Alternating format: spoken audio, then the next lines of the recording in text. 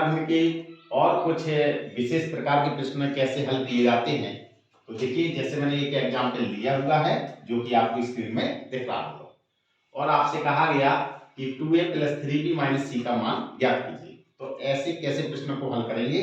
सबसे पहले आप क्या करेंगे, इसको यहाँ पर लाएंगे और यहाँ पे जरा देखिए इस भिन्न के ऊपर लिखा हुआ है, यानी छत्र लिखी हुई है। तो यहाँ पर आपको क्या करना है, जो भिन्न ए दी गई है इस भिन्न को यहाँ पर लाएंगे और उल्टा करके बेटा लिख देंगे। अब आपको क्या करना है, 29 का 79 में भाग देना है। तो 29 का भाग 79 में कितनी बार जाएगा? 2 बार जाएगा। कितनी बार? 29 दूना 58 और 9 में से 8 गया 1 और 7 में से 5 गया 2, यानी 21 शेष बचेगा।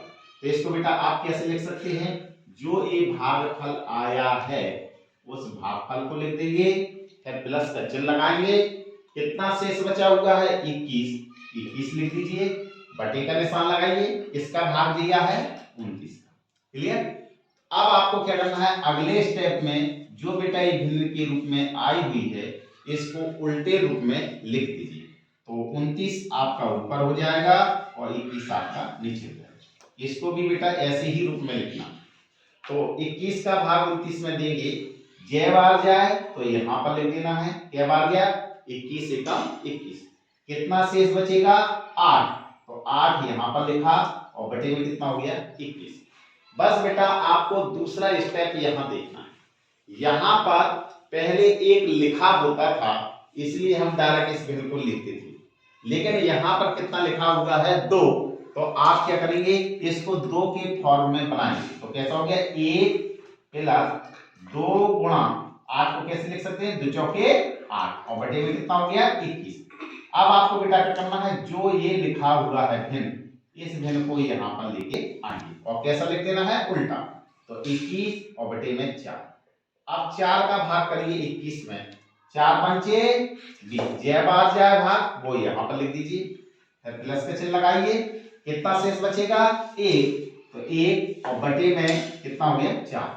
आपका हूबहू वही बन जाना चाहिए जो प्रश्न में दिया गया। अगर ऐसा बन जाए तो आपको प्रश्न यही समाप्त करना।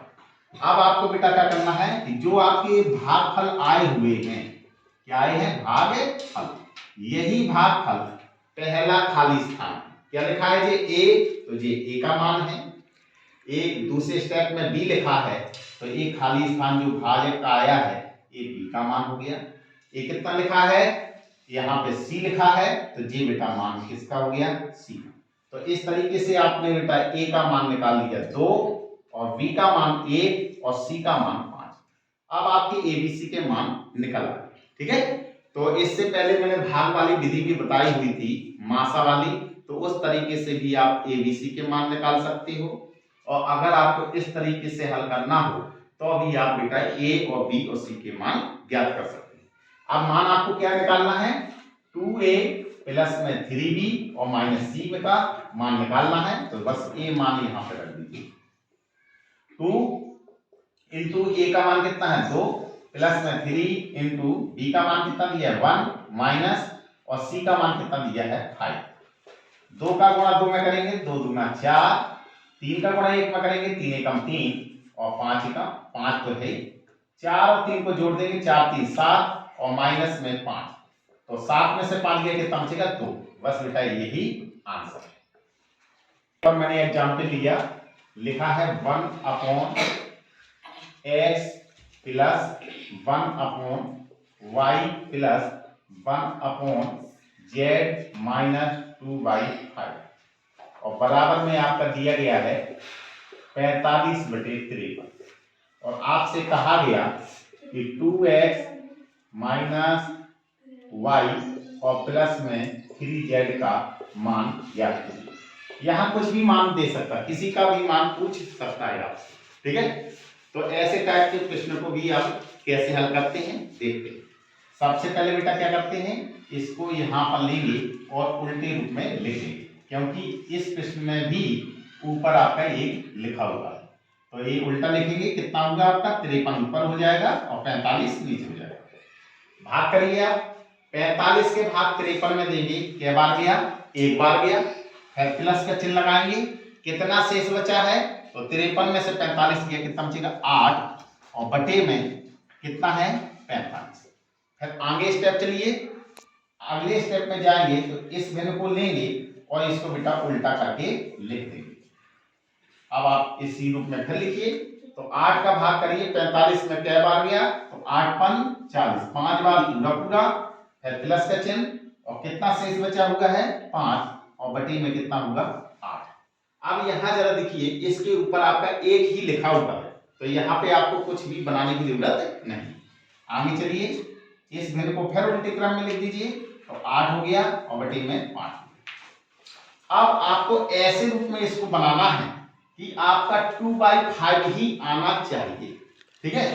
तो 8/5 की जैसे आप खंड करते हैं, 8/5 आप भाग करेंगे तो इसको बेटा दो रूपों में लिखा जा सकता है, 5 एकम 5, प्लस का चिन्ह, कितना शेष बचा 3 और बटे 5, लेकिन 3/5 यहाँ तो लिखा नहीं, ठीक है।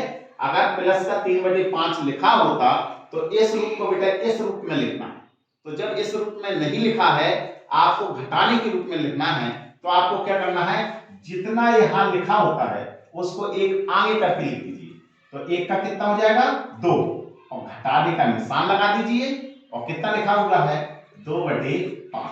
क्लियर। अब आप चेक भी कर लीजिए, इसको हल करने पर आपके इतना ही आना चाहिए, अगर ऐसा नहीं है तो आपको बेटा और सोचना पड़ेगा। क्लियर। तो 5 दूनी 10, और 10 में से 2 गया, कितना बचेगा 8/5। तो आपके काम का कौन सा है, एक खंड काम का है कि एक खंड काम का है, तो जो काम का है उसको बेटा इस रूप में लिख दीजिए। तो कितना आया आपका 2 - 2/5। अब आपको बेटा x, y और z के मान निकालना है, यहीं पर आपको सवाल को बंद करना है। क्यों करना है, क्योंकि 2/5 आपका मिल गया।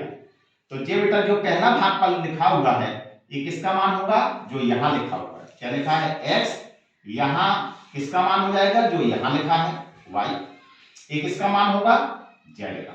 तो इस तरीके से आपने बेटा x, y और z के मान निकाल दिए। अब आपको क्या करना है कि जिसका मान निकालना होता है वहां पर आप x, y और z के मान बारी बारी से रख दीजिए। तो इसका मान आपको निकालना है 2x - y + 3z का। तो क्या करेंगे 2 और इंटू x का मान कितना आया है 1, तो यहाँ पे 1 लिख दीजिए, y का मान कितना आया है 5, तो 5 लिख दीजिए, प्लस 3, और z के स्थान पे मान कितना है 2, तो ये 2 लिख दीजिए। क्लियर। अब आपको क्या करना है, 2 का गुणा 1 में करेंगे तो 2 एकम 2, -5 और प्लस 3 दूनी 6। अब आप प्लस प्लस वाले जोड़ लीजिए, 6 और 2 कितना होगा 8, 8 - 5। अब 8 में से 5 को घटा दीजिए, तो 8 में से 5 गया, कितना बचेगा 3। तो इस तरीके से बेटा ऐसे प्रश्नों को हम बहुत ही आसानी तरीके से हल कर सकते हैं।